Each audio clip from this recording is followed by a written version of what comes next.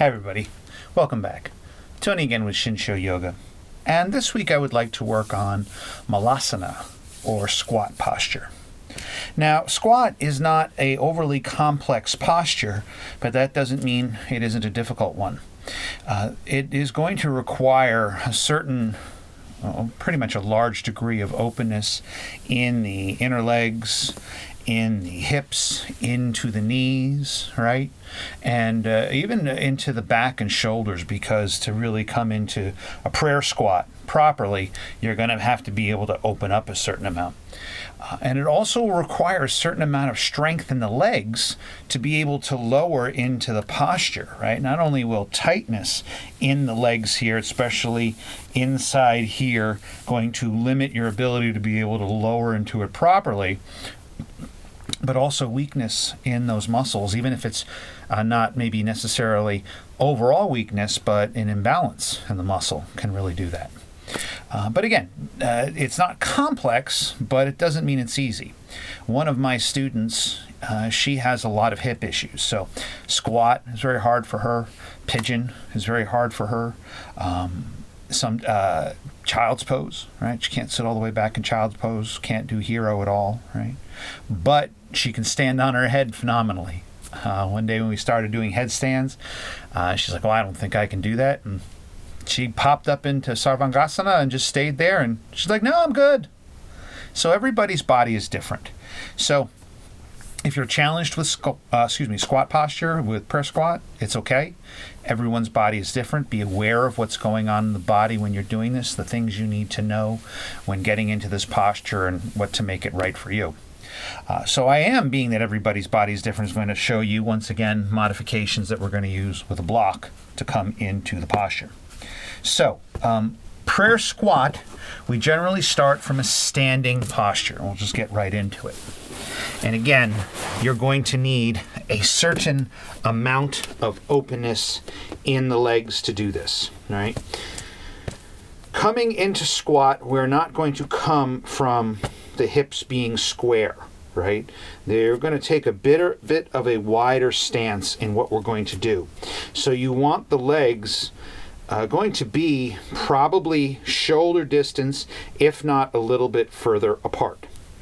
Now, how I want my students to come into squat is to start by bending of the knees and coming forward and bringing their hands down onto the ground, right? So you're not just going to plop down into this posture, right? If you can plop down into it, that's wonderful. Most people can't. Start by bending the knees, coming to about somewhat of a 90, wherever you're best for your body, and bring your hands down, right, to offer you support, right? Don't kind of fly into this, kind of like a halfway lift, right? Keeping that heart moving forward.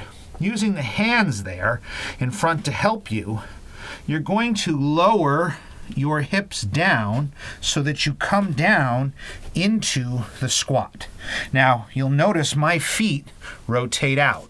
That's how my hips work. So if you're struggling with them forward, like I can't even bring them forward, right? Just let them rotate out. And again, if you're in here like this, my body won't even get down that far here because your whole body has to sink through the width of the legs. So keep that in mind.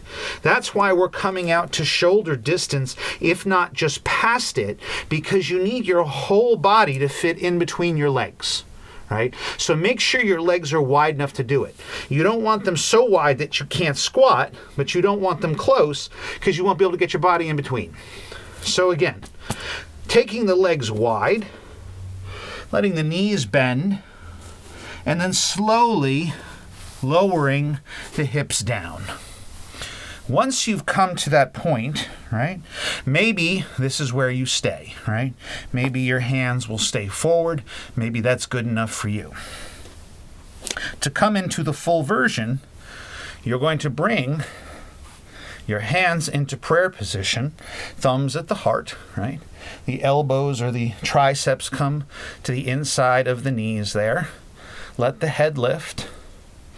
Let the tailbone sink, the crown lift, much like a standing posture. You close the eyes and breathe.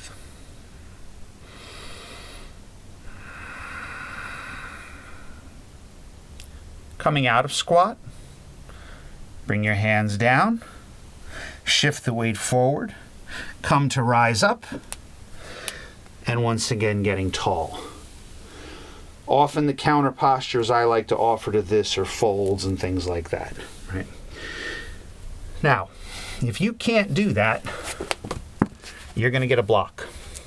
And you're going to set the block to whatever height you need. So if you need to have one block this way, or maybe you want to stack two like this, or maybe you want to stack this and this, right? Whatever height you need, maybe you need a little bit more, and you can pull in your blanket.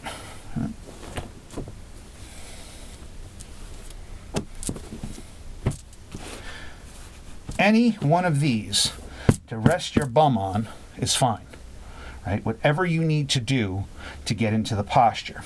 I am going to do this with just the one block vertical. So here like this. So how do we get into that? Again, starting with the legs, just about past hip distance, shoulder width apart. Bring your block in between the legs, so it's basically in line with the sacrum. So when you're going to sit back in the squat, when you're going to come into it, you're not going to be here with the block. It's not going to be in between the legs. Your bum is going to be back here. So bring it behind. Start the same way. Bend the knees, bring the hands down, right? And then begin to sit back to the block.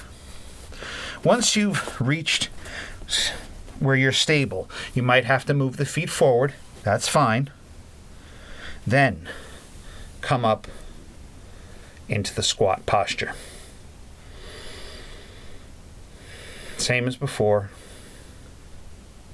Breathe.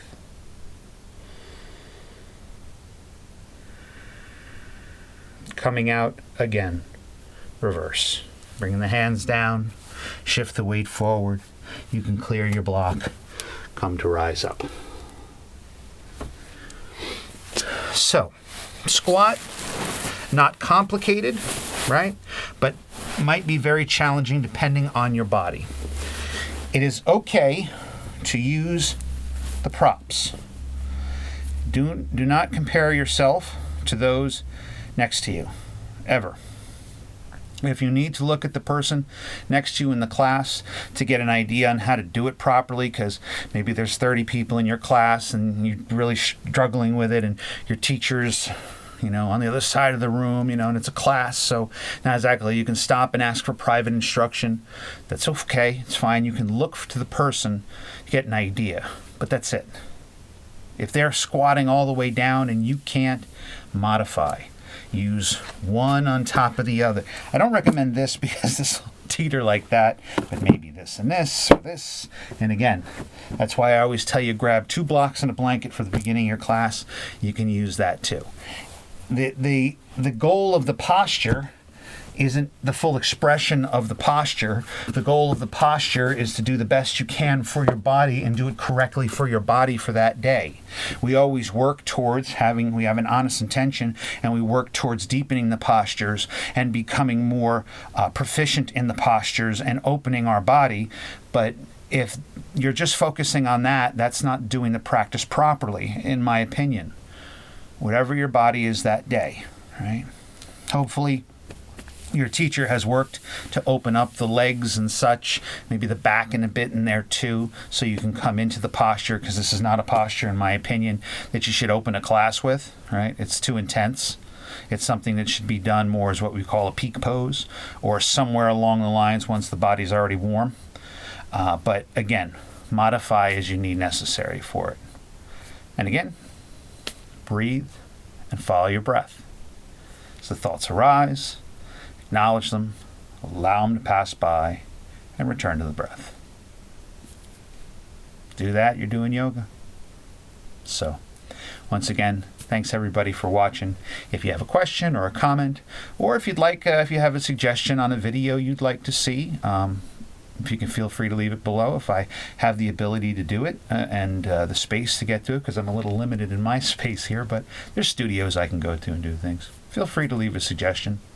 Otherwise, thanks again for watching. Namaste.